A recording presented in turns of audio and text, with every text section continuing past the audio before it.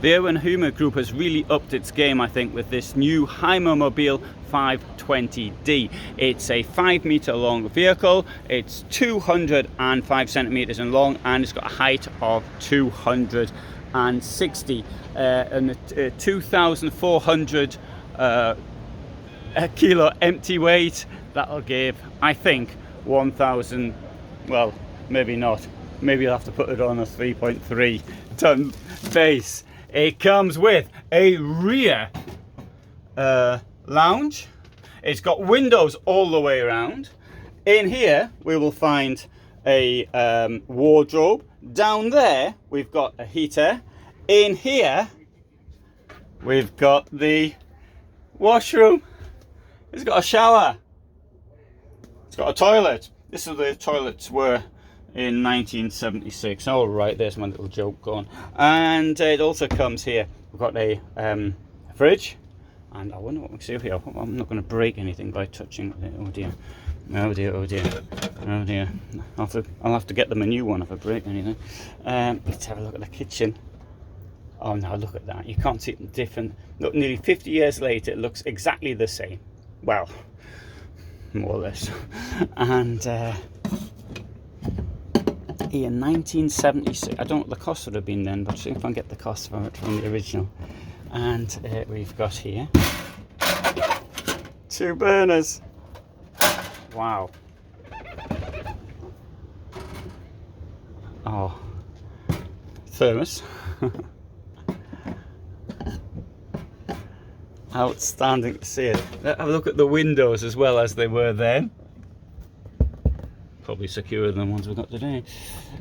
And now this can be seen in the EuraMobil Museum, which is at Bad Waldsee. And actually I went there a number of years ago, well, more than 10 years ago now, but I filmed a number of vehicles like this. This must be a newer one in their collection. EuraMobil, who started off the Hymer company, he went on collecting vehicles and he left them all over the place. Some of them were his own vehicles, which he'd actually built maybe even 25 years earlier. He took a big interest in the construction of his museum, and so he was regularly there. Now Erwin himself smoked far too much. Apparently, people told me he was constantly smoking, and he died in, I think it was 2013.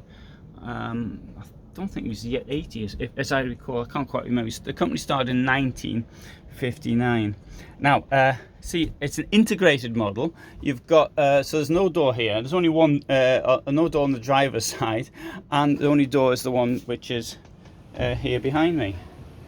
And now, note the fan, and which means there must be an electrical supply coming through, 12 volts. And note the bed was down there. I think that this really is an outstanding motorhome. Now, I could have done with something like this even in the 90s, because that's probably when I'd been able to afford it. Let's say. Well, no, I had a proper job in the 80s, but yeah, great. So let's have some more technical stuff here. Is it sleeping places 2, 60 horsepower, and maximum speed there 105 kilometers an hour, which is more or less my own.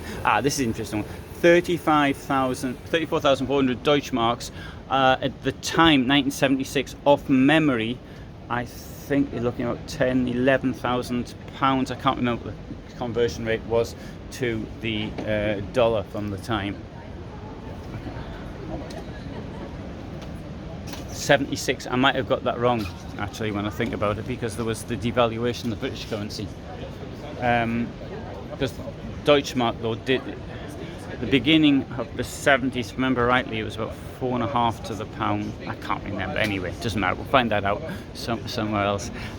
Anyway, fantastic vehicle here, and I bet when I started off, they said EuraMobil Group's really played up its game. It's got much better, but for 76, this really would have been outstanding vehicle. Now, put one thing up to put this absolutely in context.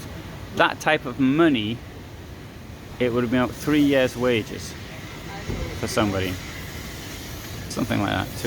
3 years, somewhere around those lines. Okay, thanks for watching. Oh, we've got another one here. Let's have a look at this one, unless somebody's inside. Anyone inside? No one's inside. Well, this is a car camp. And how's this work? Oh, wow. It's a pickup trailer on the back of a car. I've never seen one of these before. I've seen plenty of pictures of them.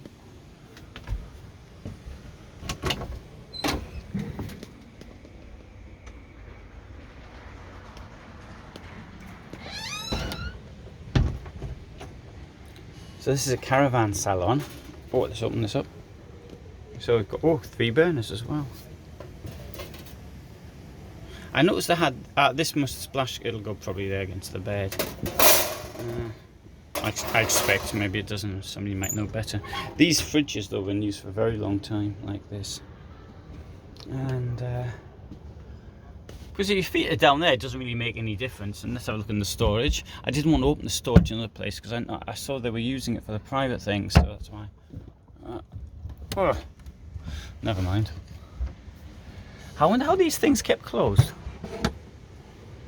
Oh no, my last van had something like that until I took them out. Yeah. Great, eh? Wow. Nice floor.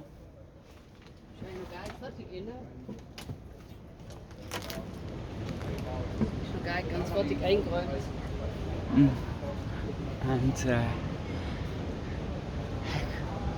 right, so it's the Opel Astra, 1994. I wouldn't even have recognised it.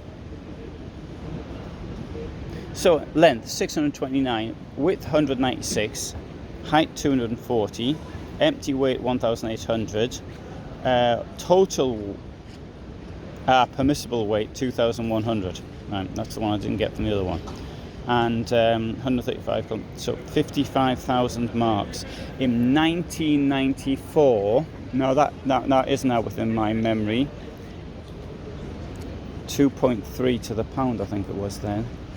Oh no, it was after Lawson's messing around, wasn't it? With the exchange rate and following the Deutschmark. Yeah, so it's about roughly 2.3. I did think that was a bit earlier though. No, I recognise the Astra. I found that when I used to drive Astras, I used to always get a bad back. Because I used to often get them to rental models, and here we'll have a look at some more things like this. Can't recognise any of this stuff. Oh, that's a Caravano 3, I do recognise that. And this one here is 59, and Mikafa Reisemobil Deluxe, 725 centimeters long. This one, so purchase price there, 50,792 marks in 1959. And this one, I think, belonged to the owner of Aldi. Now, Aldi actually split up, because in Britain and other countries only got two, but in Germany Aldi Norden and Aldi Süd, so it's the same family. Now, it was one of them who actually owned this vehicle, and the Hymer Museum bought it back from them.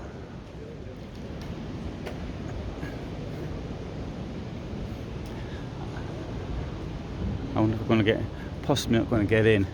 I wonder, can I open the door? Yeah, I'll try it. No, can't get in. What a pity. Anyway, hopefully see it some other time. My father had an Austin Cambridge.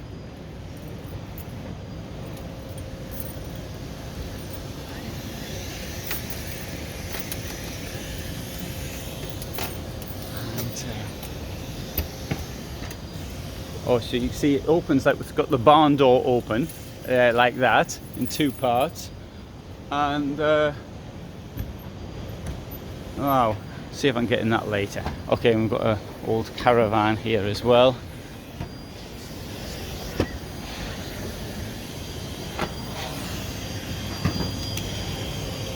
Yeah, just stick this through the door.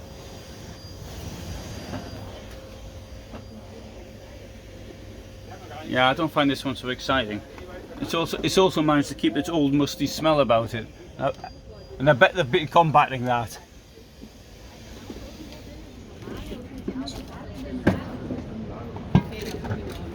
So, there you go. That is the Hymer Museum in Bad Waldsee. Huge amount of stuff. They've even got the first caravan, possibly. There's some arguments about this, but there's a British person made a caravan. I think it was 1922, something like that. But anyway, we've got a copy of it. Though somebody said disagreed with me though on this, and he gave up the reason it wasn't the first caravan at all. And so as he knew more than I did, I obviously bow to his superior knowledge. Thanks for watching.